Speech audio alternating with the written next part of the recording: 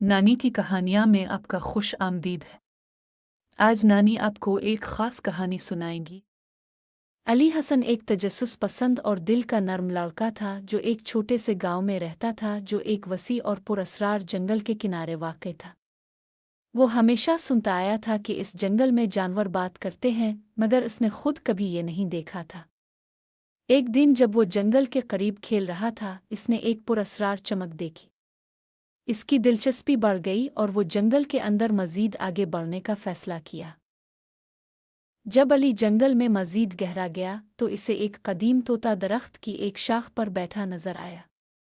इस तोते ने अली को अपनी दाना नज़रें देकर कहा, खुश आमदीद नौजवान मुसाफिर। जंगल तुम्हारा इंतज़ार कर रहा है। अली हैरान हुआ और तोते से पूछा कि जानवर बात कैसे करते हैं। तोते ने बताया कि जंगल में जादू है और सिर्फ वही लोग जो साफ दिल के होते हैं जानवरों की ज़ुबान समझ सकते हैं। अली जब मज़ीद आगे बढ़ा तो इसने एक छोटी सी चंचल गुलहरी सिया को दरख्तों के दरमियान खेलते हुए देखा। सिया ने अली को देखा और फौरन उसके पास आई। मेरे साथ आओ, मैं तुम्हें जंगल के छुपे हुए राज दिखाती हूँ। सिया ने अली का बाजू पकड़ा और इसे जंगल के दूर दराज हिस्से की तरफ ले जाने लगी। सिया अली को जंगल के एक तारीख हिस्से में ले गई जहाँ दरख्त बहुत बुलंद और घने थे। यहाँ सिया सरगोशी करती है, ये वो जगह है जहाँ सबसे बड़ा मुइमा छुपा है। दरख्त कहते हैं कि एक खोया हुआ खजाना यहाँ छुपा हुआ है जिसे सिर्फ दलेर इंसान ही पा सकता है। अली को थोड़ी बेचैनी महसूस हुई, लेकिन वो पुरजोश था और हर चैलेंज के लिए तैयार था। अचानक साए से एक नर्म आवाज़ आई, क्या तुम खजाना तलाश करने के लिए तैयार हो? ये एक खूबसूरत हिरन था जिसके सींग सुनहरी और चमकते हुए थे। हिरन ने बताया कि खजाना जंगल के अंदर गहरे मकाम पर छुपा है, लेकिन इसे एक खतरनाक मुहिमा हल करके ही हासिल किया जा सकता है।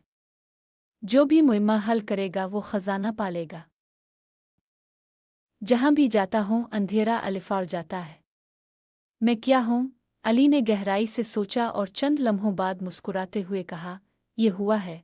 हिरन ने सर हिलाकर खुश होकर कहा, तुम कामयाब हो, आओ मेरे पीछे आओ।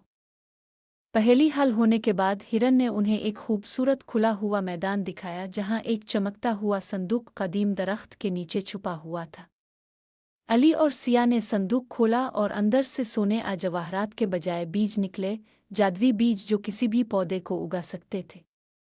हिरन ने कहा, यह खजाना तुम्हें दूसरों की मदद करने और फितरत की हिफाजत करने की ताकत देगा।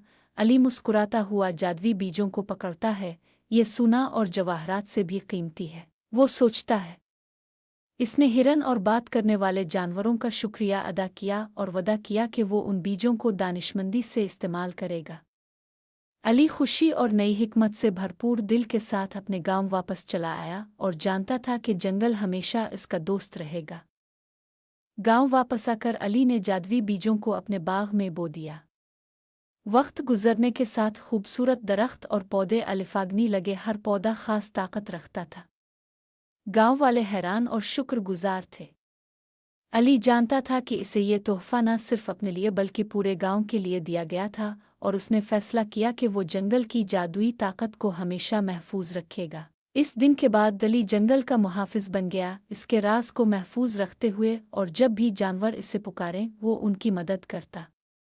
और जब भी कोई इसे इसकी मुहिम के बारे में पूछता वो मुस्करा कर कहता, जादू जंगल में नहीं बल्कि हमारे अंदर है।